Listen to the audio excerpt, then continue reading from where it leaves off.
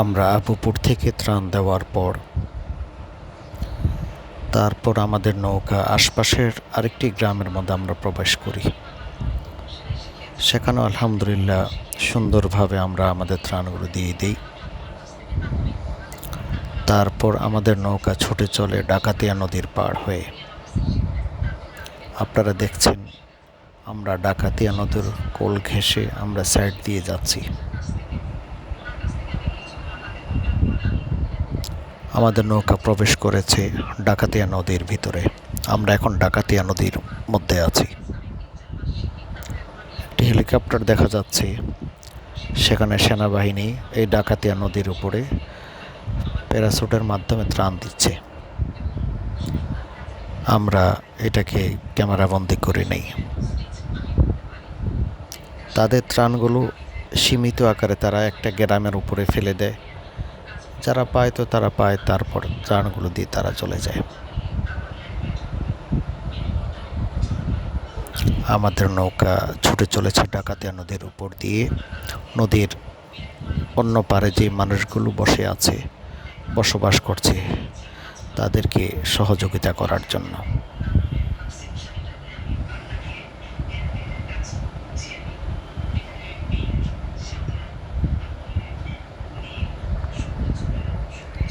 মনে মনে ভয় কাজ করছিল, এত পানি, চোখ যা যায় শুধু পানি আর পানি। আপনারা দেখেন শুধু পানি আর পানি, যা দেখা যাচ্ছে সামনে শুধু পানি। এটা হলো ডাকাতিয়া নদী, ফেনী জেলার অন্তর্গত। এটাকে বলা হয় ডাকাতিয়া নদী। এটা হলো 14 গ্রাম, নোয়াখালী এবং ফেনী তার মোহনা, তার মাঝখান দিয়ে ডাকাতিয়া নদীটা চলে গেছে। এক সাইডে বর্ডার 14 গ্রাম, আরেক পাশে ফেনী জেলা, আরেক পাশে নোয়াখালী জেলা এরিয়া।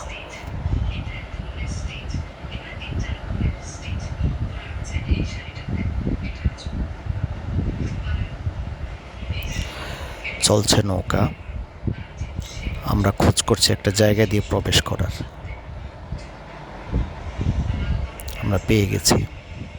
আমাদের নৌকা এখন ওই বাড়িগুলোর দিকে যাবে।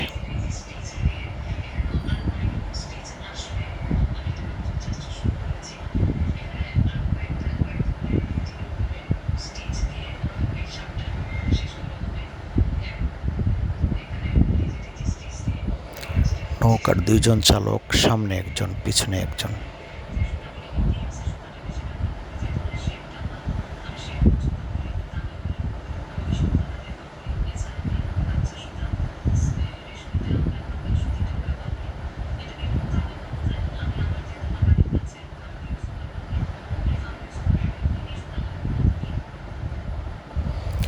পাশে একটি ইঞ্জিন চালিত নৌকা, তারা আমাদেরকে দেখে আনন্দিত হল এবং আমাদেরকে সালাম বিনিময় করল।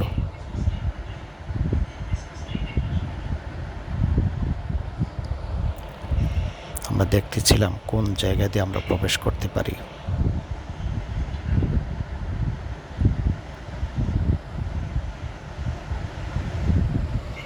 আমরা পেয়ে যাই জায়গা, একটি গলি দিয়ে দেখেন আমরা প্রবেশ করি। এটা ডাকাতিয়া নদীর একটা পাড়ের মধ্যে তারা বসবাস করছে। সামনে এসে যায় একটি ছেলে এবং একজন ভদ্র মহিলা। ঘর থেকে আমরা চিৎকার করতে থাকি, তারপর তারা বের হয়ে আসে।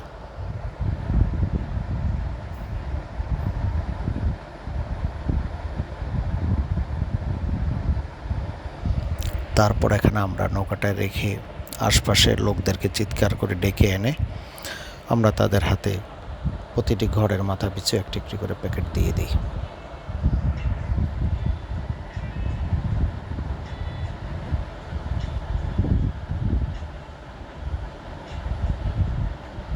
এই ঘরগুলো পানির নিচে ছিল।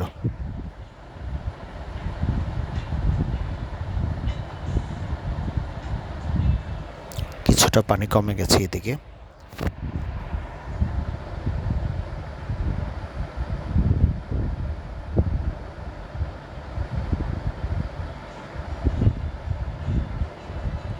এই ছেলেটাকে দিয়ে আমরা বেশ কিছু ঘরের মধ্যে সামানা পৌঁছিয়ে দিই, যে ঘরগুলোর মধ্যে পুরুষ নেই, শুধু মহিলারা আছে তাদের ঘরে। সেও ডাকাতিয়া নদীর এক পাশে তার ঘর নিয়ে তার পরিবার নিয়ে বসবাস করে।